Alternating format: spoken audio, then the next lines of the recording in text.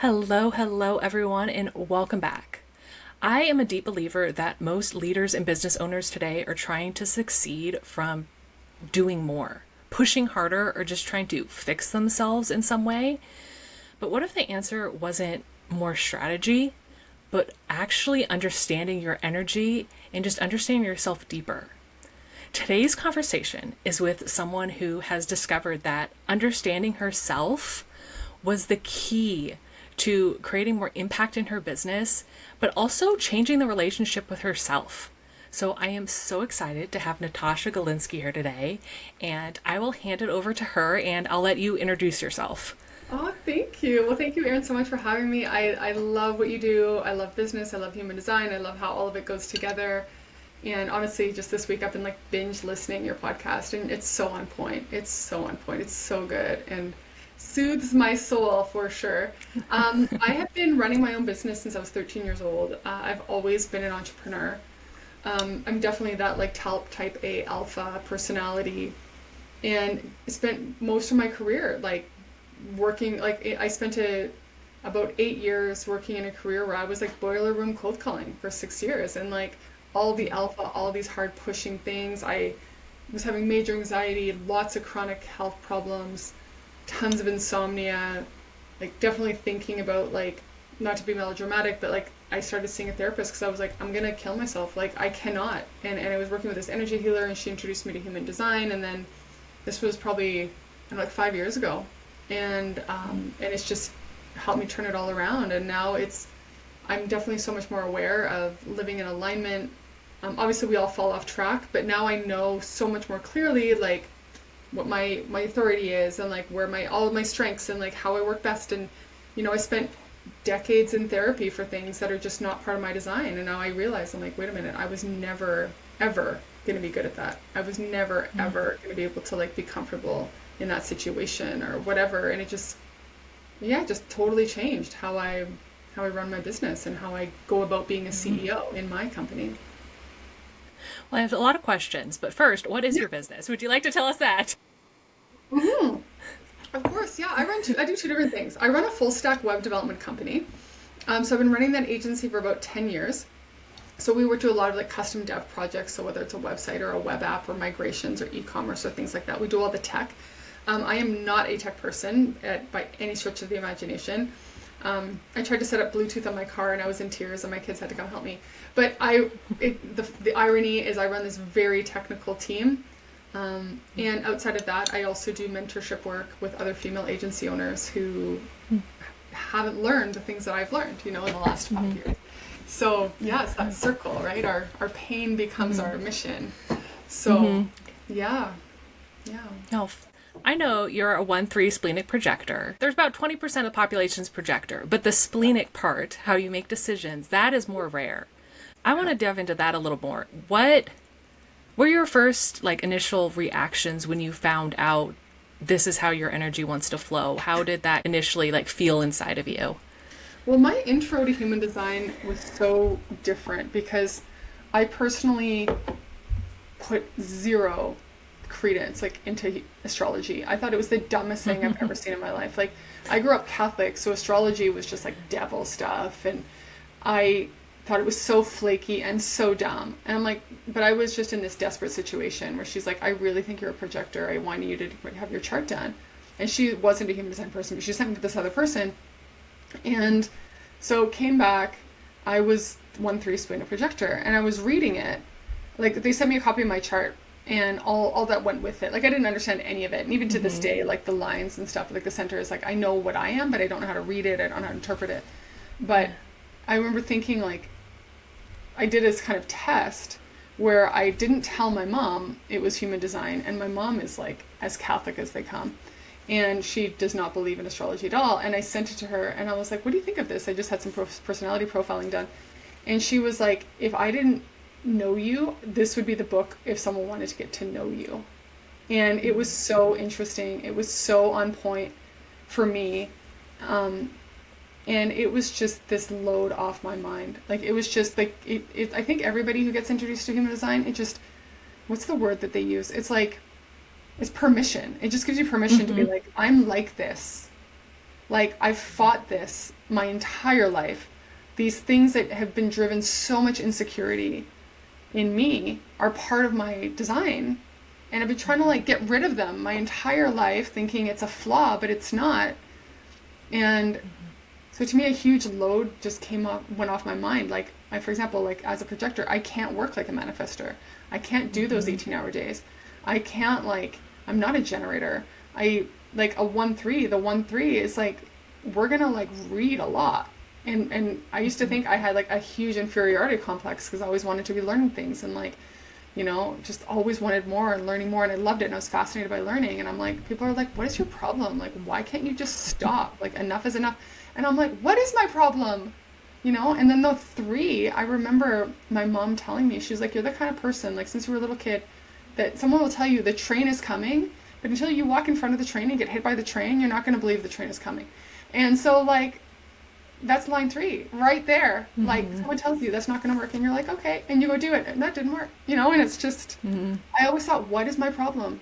Like, why am I constantly walking into the wall when everybody's telling me there's a wall right there and I just have to walk into it myself? And in one of your podcasts, you said like the line 3, it can create humongous self-doubt because you're constantly failing. You're constantly fucking it up all the time. And you push yourself into these situations and you make these decisions and you're like, this seems smart, and you're trusting your splenic, self, and you're like, this feels like the right thing, and bam, you get hit by the bus.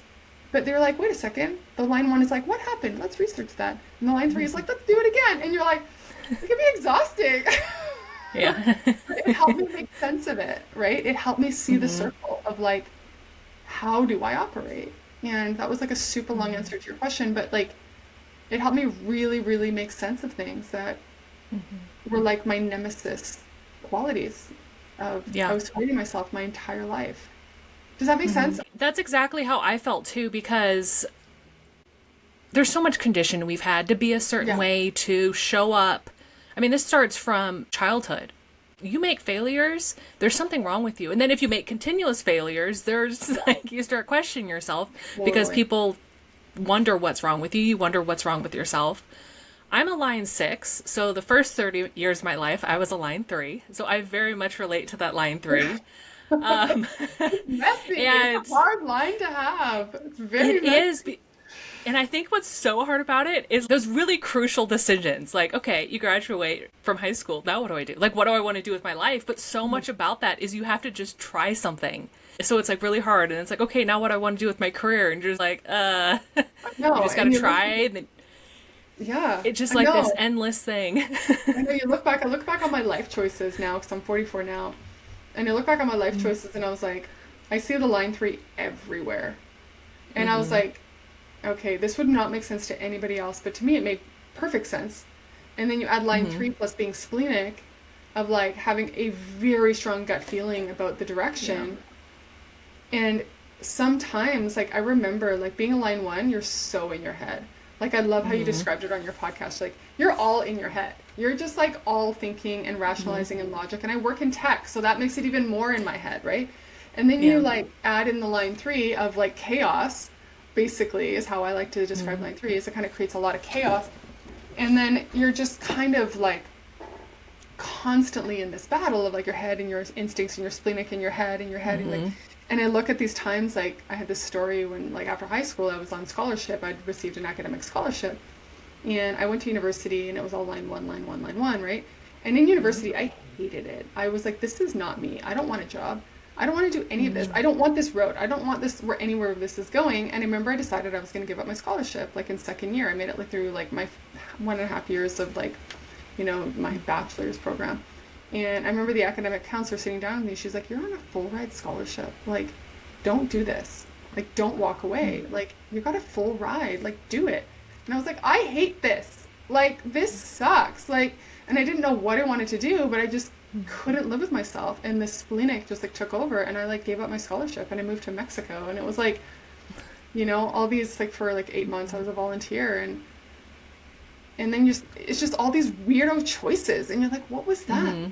But the line 1 would have loved to study, but the line 3 is definitely like, we're not game for this. Like, we are not on board. And the splenic just makes it even heavier, right? Like, I don't know about you, but I feel like the splenic just like pushes the line three so far. Like it just like builds on the line three, right?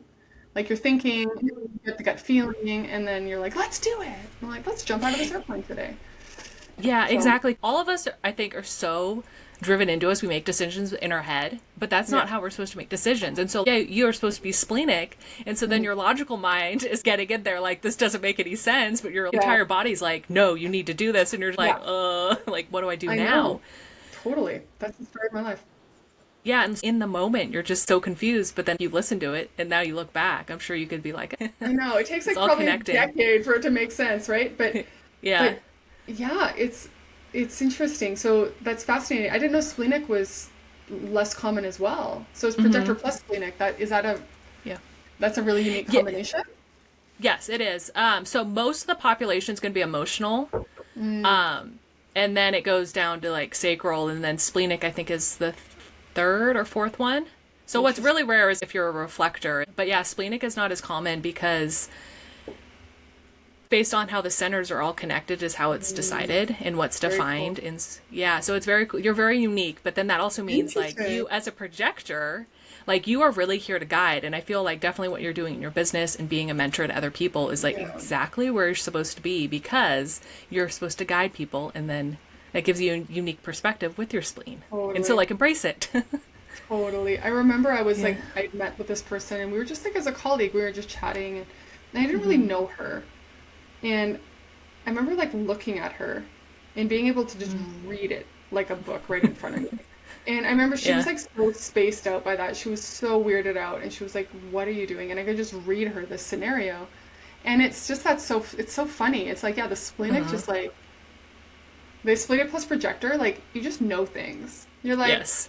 you're not psychic. I don't know what I believe about being psychic. Like I believe it is possible. I don't think that I'm psychic or anything, but it's like I remember somebody told me she's like you just see things that other people don't see. And I'm like, how do you not see this? Like it's right there. Like how do you not, you know? And they're like, I don't get it. And you're like, oh, like, but Yeah. it's true. Like it helps you see things. And like I do a lot of content creation on LinkedIn, and I used to be so anxious because I would see things so differently. I'm like, my perspective, I felt so afraid to share my perspective because like your post about your publication about perfectionism, like that was totally me. Like I'm like, and I would see it so differently, and I was so scared to like be like the outlier or whatever, and like post this oddball stuff like that wasn't sort of, you know, and it started doing really well, and I was like, huh, like wait a second, like Yeah.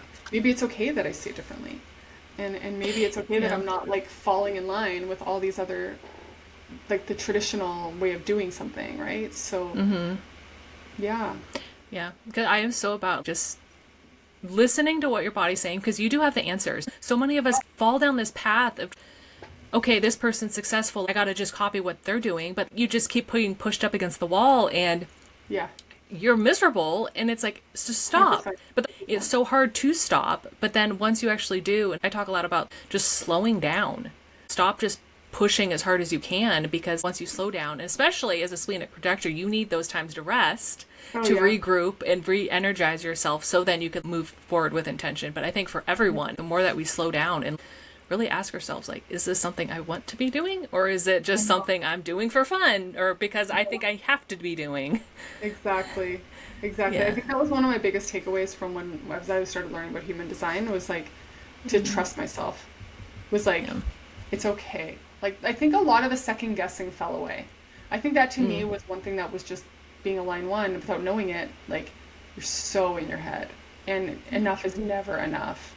And I was constantly second guessing. And then when I realized, I'm like, wait a second, like, how do I turn these into strengths? Or how do I like lean in? How do I align, right? How do I align to my design, quote unquote? And then it's just sort of like all the second guessing started going away. Like I just learned how to really trust myself and be like, look, if I feel like this makes sense and it could potentially create disaster, but I feel like this is the right move, now I do it.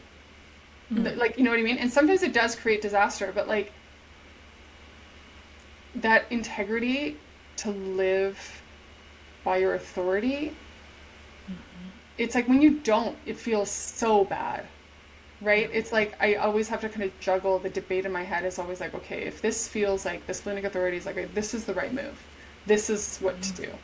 Like I had breast cancer last year, and one of the things was like I had this lump, and the doctor was like, oh, it's nothing, and the mammogram was negative, and all these things, and I was like, And I remember the splenic was like, no, no, no, no, no, no, no, no, no. Like, we are doing this, we are doing this, we are doing this, we are doing this. And like, and it turned out, yeah, I had aggressive breast cancer. But it was like the unconventional, it's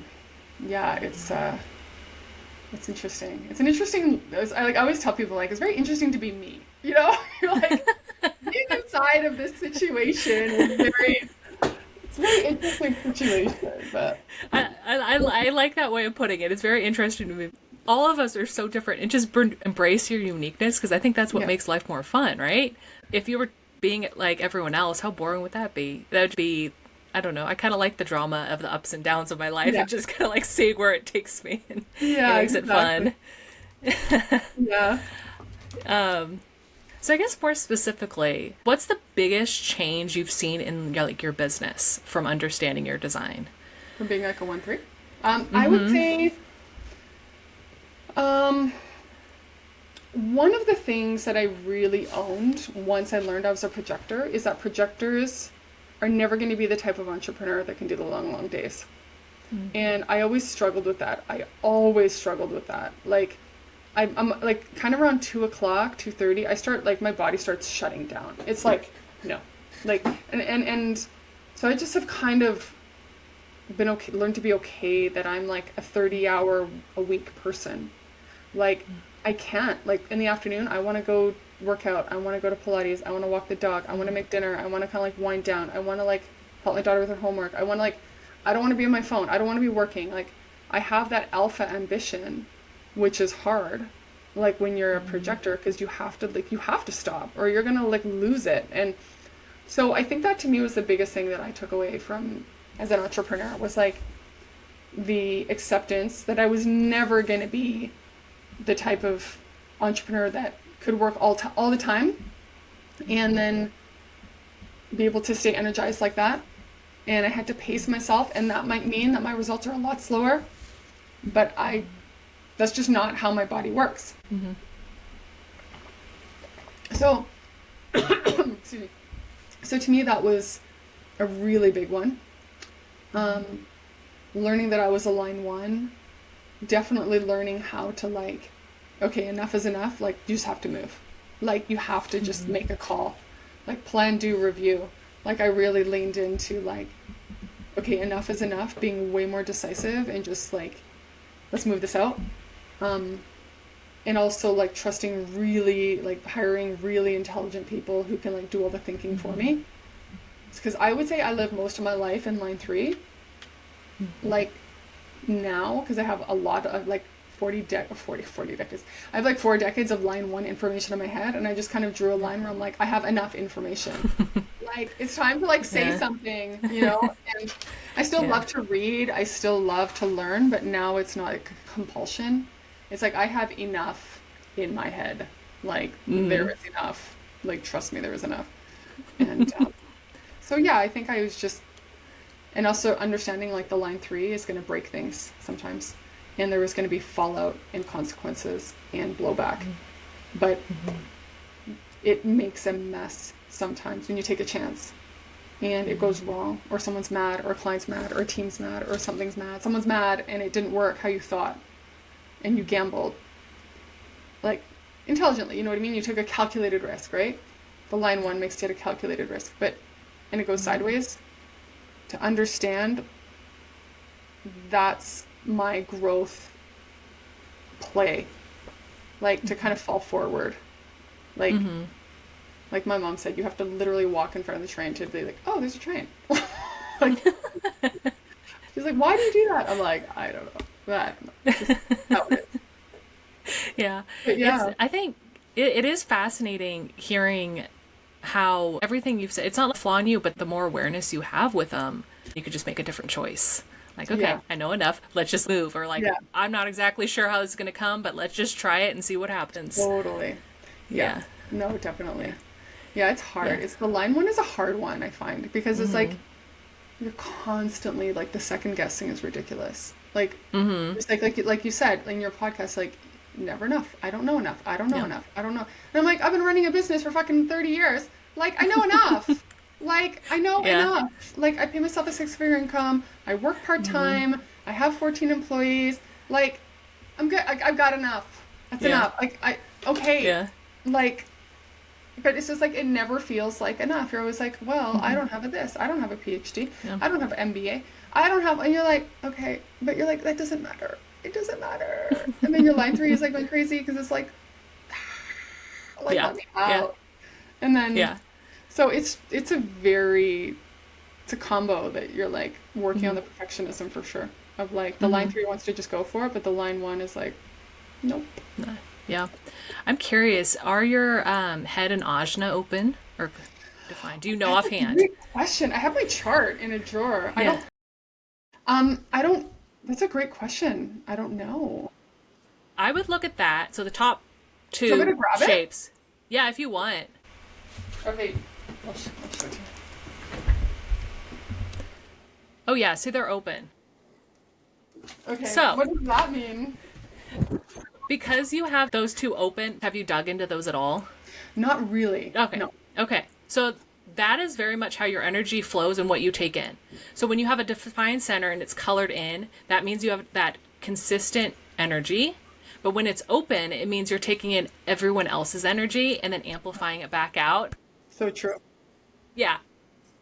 I have both my head and ajna are open, and that is all about thoughts, ideas, overthinking. You question everything. So with your line Interesting. one, Fantastic. That makes sense though. yeah. On the plus side, just having that awareness, so stopping yourself from the overthinking or spiraling, but then also those are often the things that you're helping your clients with because you have so much experience with it. Well, that's it, right? Like that's the trick of like the one thing is like that I feel like helps me a lot as the mentor is that okay, I've done all the reading, I've done all the training, and I've also done it myself. And Yeah. yeah, because I literally have done it. Like I've literally been in that situation with ABC, right? And this is what I learned. And so it's a really Yeah. powerful combo for sure in that situation. But that's 100% what a line 3 is here to do, is to trial and error for the rest of us. And You're then welcome. You're welcome. teach us what not to do and the better path Oh, forward. And then you pair it with that projector in you that's here to just guide and be that leader for others. It's like a perfect combo because you're trial and error. You're directly applying that to those around you, which I think is totally. fascinating. Yeah, it's fun for you guys. Well, I did it You're for 30 welcome. years. I Yeah, understand. okay. You're allowed to like, you're in the club. Yeah. So, So much of human design is, like you said at the beginning, it's giving yourself that permission. There is nothing wrong with you when you're not looking like everyone else. It's just, this is who I am, and let's embrace it. And how could I use it? Because, okay, you've got a 1-3 profile, you got an open head and ajna, we just found out. That's just who I am. And like, how could I yeah, use that to help other people move a little faster and just stop the spiraling and stop having totally. these habits you're having and understanding where the habits are coming from? So it's like, 100%. it's so powerful. Yeah, it's so cool. Yeah. It's so cool. It's a game changer for sure. Because Yeah. I've done all the like previous to what I do now, I was a recruiter. And so I know like I've used all the personality profiling, like all of them. And nothing really kind of made sense to me. And until I ran through like the human, like started learning about human design and I was like, now I'm like, okay. And also too, now I can kind of check myself. So if I start feeling like really stressed or really like, I can kind of reflect back and be like, okay, like where am I working too much? Where am I trying to work like a manifestor? Where am I trying to like, I can kind of check myself and be like, okay, like they say projectors, they need to have fun. Like they need to put fun on the agenda. It's like, okay, like when was the last time I actually did something that was fun? That's like outside of the routine of just working and dinner and dogs and kids and like, it's like, okay, how do I have fun? How do I, so yeah, it helps a lot. Yeah, I was the same way. I've taken all the personality tests. Being a line 3, wondering what was wrong with me. Like, I know, why couldn't right? I've taken them all, and it was like, oh, that's interesting. And I always think specifically of Strength Finder, and I'm like, I'm a learner. I'm like, okay, I'm focus. Like, what does that mean? What does that mean? And so, I know, right? yeah. And even with astrology, I'm a Leo, and that doesn't even feel like me. Like, No, I know, me too. I'm a Pisces, and I'm like, I don't know what that means. Like, yeah, it does not exactly. resonate at all. Yeah. Yeah, And so then, like you said, like I found human design. I'm like, oh, this like actually feels like me. And they're yeah, like, oh, I'm supposed to go respond? That's something I could go do. There's something yeah, tangible I could go try. I think that's why I appreciated it so much. And yeah, there's a lot to understand about it. But if you just take it bit by bit and it's like, ooh, this feels good. And you keep moving definitely. with what really related to me. It was super life changing when I found it. Too. And I think Yeah. one thing, like, if there's projectors listening to this, like, I know one thing that projectors generally really worry about is that whole like wait for the invitation piece, right?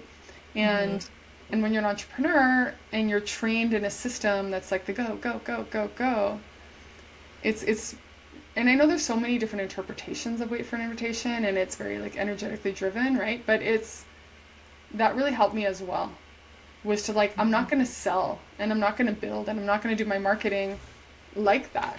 Like, I'm going to do it my way, and I'm going to do it by, let's say, creating content and networking. And if people are interested, they can like, I can throw it out there like, hey, this is what I do. And just let it go, right? Like, just let it go and not be in that like pushing agenda all the time. And it was just a huge relief to me to be like, no, I need to show up. I need to add humongous value as a guide. And then people, when they need me, will reach out to me. And I just have to trust that the right people will find me when they need me. And I have to be visible. Like, my job is to be visible and findable. But there is no pushing requirement. And that was a big one for me, too. Because I came from 10 years of cold calling. Like, or not 10 years, like 6 years of cold calling. Like, so I could do it. But I'm like, that feels bad. And once I actually learned how to, like, connect to the splenic portion, I'm like, okay, that feels bad. I'm not going to do that anymore. Like, just because it felt bad. That was all I needed to know. Yeah. So, yeah. Yeah, I think you just nailed the whole thing about this podcast. What I love is like, I want you to get permission. If it does not feel good, drop it. Yeah. It's like, I know it's the hardest thing to do because you could think of a million reasons why you shouldn't drop it. But if it does not feel good to you, you're never going to be happy doing it. It's never suddenly going to work. Just drop it. Just drop it. 100%. Yeah. So I think, I really hope someone is a projector hearing this and they really got a lot from learning from you. Yeah. Yeah. Is there anything else you would like to say before we end? I think it's really has been very helpful to me to invest time in learning about my design. Like, I've for example, there's like communities online for projectors, and there's all these resources, and there's books, and there's marketing training for projectors and stuff. And to me, like, I really that has been so beneficial to me, just to kind of give me permission to be like, okay, we don't have to play it like everybody else. And so I feel like the actual investment of resource, this is the line one, of like, but like maybe not to my extreme, but like taking the time to really learn it more than just having someone run your chart. What does that mean?